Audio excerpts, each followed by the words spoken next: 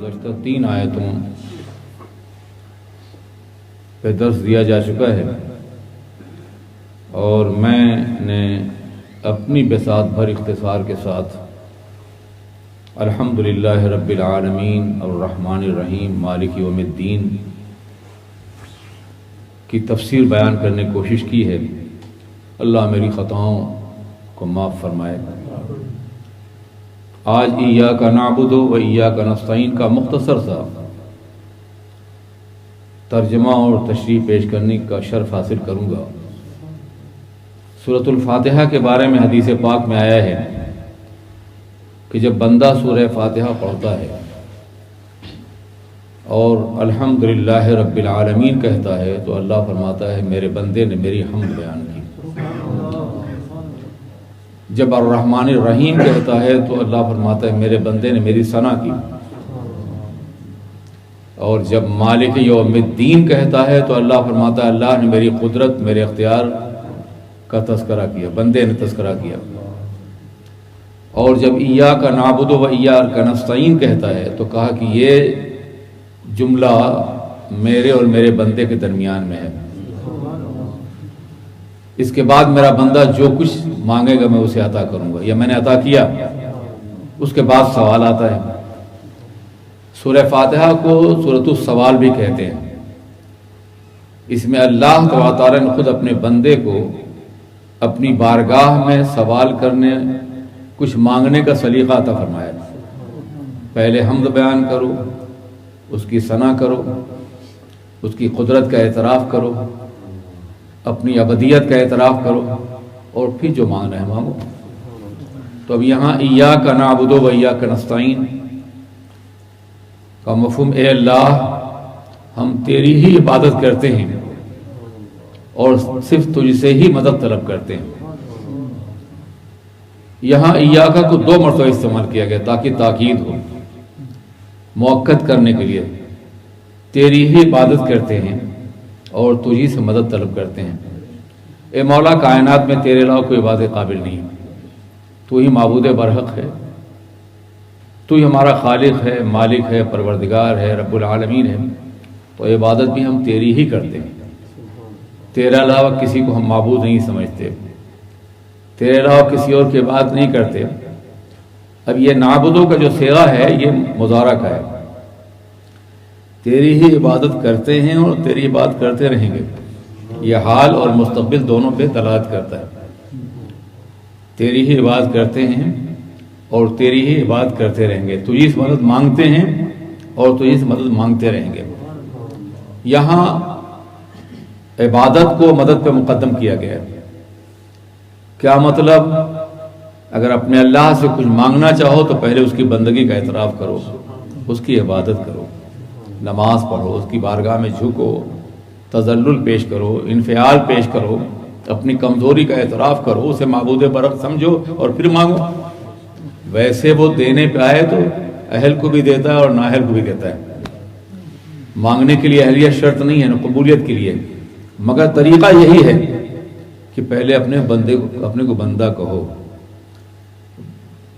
عبد کے معنی ہوتے ہیں انتہائی تذلل اور انفعال کے ساتھ اللہ کو اپنا معبود ماننا، انتہائی ذلت مسکنت کا اعتراف کرتے ہوئے اپنے اللہ کی بارگاہ میں جھکنا، یہ ہے عبادت کا مفہوم، عبودیت کا مفہوم۔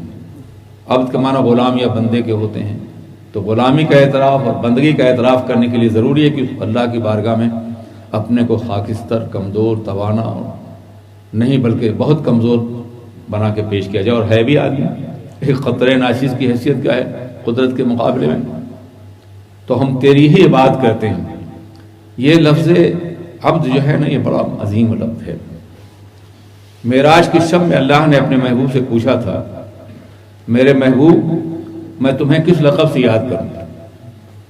سنیے، تو اللہ کے رسول نے عرض کی اے اللہ بے نسبت عبودیت کا اپنی بندگی کے لقب سے مجھے یاد کرنا۔ چنانچہ معراج کی آیت کریمہ میں سبحان الذی اسریٰ بعبدہ، پاک ہے وہ ذات جس نے سفر کرا اپنے بندے کو، قام عبداللہ ایک مقام پہ اور اللہ کا بندہ کھڑا ہوا۔ تو اللہ تبارک و تعالیٰ نے اپنے محبوب کو عبدیت کے لقب ہی سے یاد کیا ہے۔ ایک عبدیت وہ ہے جو ہماری آپ کے بندوں کی ہے، اور ایک عبدیت پیغمبر کی ہے، رسول کی ہے، اور رسول پاک کی عبدیت ان کی رسالت سے زیادہ اہم ہے۔ وہ رسول ہیں مگر ان کی عبدیت کا مقام بہت بلند ہے، اتنا بلند ہے کہ رسالت کہتے ہیں بندے اور نبی کے درمیان تعلق کو، اور عبدیت کہتے ہیں نبی اور خدا کے درمیان رشتے کو۔ اس لیے عبدیت رسالت کا مقام صرف رسالت سے بلند تر اور بزرگ تر قرار دیا گیا ہے۔ یہی وجہ ہے کہ اللہ تعالیٰ نے سرور کائنات کو اپنے عبد کے نام سے یاد کیا۔ ہاں یہ اور بات ہے کہ سارے عبد ایک جیسے نہیں ہوتے، عبد چیزیں عبدہو چیزیں دیگر، عبد اور ہے اور عبدہو اور ہے۔ اللہ نے اپنے محبوب کو بے عبد ہی کہہ کے مخاطب کیا ہے، اس لیے کہ شعر مکمل عبد چیزیں عبدہو چیزیں دیگر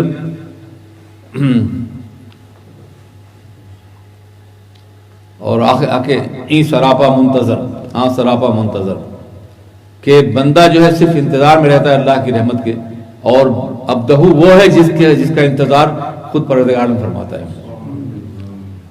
تو سرکار دو عالم کی عبدیت، اور یہ اللہ کا کرم ہے کہ اس نے ہم کو بھی اپنے بندے کے لقب سے یاد کیا ہے۔ فرمایا وہ لوگ جنہوں نے قل یا عبادی الذین اسرفوا علی انفسہم، اے محبوب میرے بندوں سے کہہ دو جنہوں نے اپنی جانوں پہ ظلم کیا ہے گناہ کر کے، کہ تم اللہ کی رحمت سے مایوس نہ ہو۔ تو یہ بہت بڑا انعام ہے کہ اللہ نے ہم کو اپنا بندہ کہا، اور سرور کائنات کی بندہ کہا، اور سرکار کی عبدیت اور ہماری عبدیت بہت فرق ہے۔ ہم گنہگار ہیں، وہ معصوم ہیں، ہم فرش نشیں ہیں، وہ عرش نشیں ہیں، ہمارے سجدے زمین پر، ان کے سجدے عرش معلیٰ پر، لیکن عبد وہ بھی ہیں۔ سبق ملا ہے یہ معراج مصطفیٰ سے مجھے کہ عالم بشریت کی زد میں ہے گردوں۔ اللہ کے رسول کو اللہ نے اپنا بندہ کہہ کر کے دنیا کے تمام بندوں کی لاج رکھ لی ہے، آبرو رکھ لی ہے، اس کا وقار بڑھا دیا ہے۔ تم زمین پہ سجدہ کرتے ہو تو بھی بندے ہو، اور عرش عظیم پہ سجدہ کریں تو بھی بندے ہو۔ معبود نہیں ہے، وہ خدا نہیں ہے۔ تو بندگی کا مقام بہت بلند ہے۔ بندگی اللہ کی بارگاہ میں تذلل اور انفعال پیش کرنے کا نام ہے، اپنی انکساری پیش کرنے کا نام ہے۔ ایاک نعبد، ہم تیری ہی عبادت کرتے ہیں، وایاک نستعین، اور چونکہ تیری ہی عبادت کر تو مدد بھی تجھ سے طلب کرتے ہیں، تیرے علاوہ کسی اور سے مدد نہیں مانگتے۔ آپ اندازہ کریں دنیا میں آپ ہزاروں انسانوں مدد مانگتے ہیں، پھر آپ کہہ رہے ہیں کہ ہم نے تیری مدد، تجھی سے مدد طلب کرتے ہیں۔ مدد کے بغیر انسان ایک قدم نہیں اٹھا سکتا، غیر اللہ کی مدد کے بغیر۔ پیدا ہوتا ہے تو ماں باپ کی مدد سے پروان چڑھتا ہے، آگے بڑھتا ہے تو ہزاروں افراد کی مدد کی ضرورت ہوتی ہے، بیمار ہوتا ہے تو ڈاکٹر کی مدد ضرورت ہوتی ہے، کماتا ہے تو روزی کے امکانات کی مدد کی ضرورت ہوتی ہے۔ ہر مقام پہ انسان اللہ کے علاوہ کسی اور سے مدد مانگتا ہے۔ پھر قرآن کی یہ تعلیم کہ تیری ہے عبادت کا تجھی مدد مانگتے ہیں، کیا مطلب اس کا واضح مطلب یہ کہ اللہ ہم مدد جس سے ہی مانگے دینے والا تو ہی ہے، اس یقین کے ساتھ کہ مؤثر حقیقی پروردگار عالم ہے، پھر کسی سے بھی مدد مانگنا ناجائز نہیں ہوگا۔ ہاں اگر کوئی شخص اس عقیدے کے ساتھ مدد مانگتا ہے کہ اللہ کے علاوہ اس کی مرضی کے بغیر کوئی دے سکتا ہے تو یقیناً یہ شرک ہے۔ جو بھی دیتا ہے جہاں سے ملتا ہے، اللہ کے رسول انما انا قاسم اللہ یوتی، میں بانٹنے والا اللہ دینے والا ہے، تو ظاہر ہے جو بانٹنے والا ہاتھ اسی کے سامنے پھیلائیں گے نا. اللہ دینے والا ہے, اللہ عطا فرمانے والا ہے. میں نے کہا بھائی ذوالفقار یہ شیرینی تقسیم کر دو, تو آپ میرے پاس تو نہیں آئیں گے نا, جو قاسم ہونی کے پاس جائیں گے. تو سرکار قاسم ہیں, اگر ان سے مدد ہم طلب کرتے ہیں اس یقین کے ساتھ کہ دینے والا پروردگار ہے. ڈاکٹر کے پاس جاتے ہیں یقین کے ساتھ کہ شفا دینے والا پروردگار ہے, تو یقیناً یہ شرک اگر یہ شرک ہو جائے تو پھر کوئی بھی آدمی مشرک ہونے سے بچ نہیں سکتا ہے. ہم تیری ہی عبادت کہیں تو اسی مدد طلب کرتے ہیں.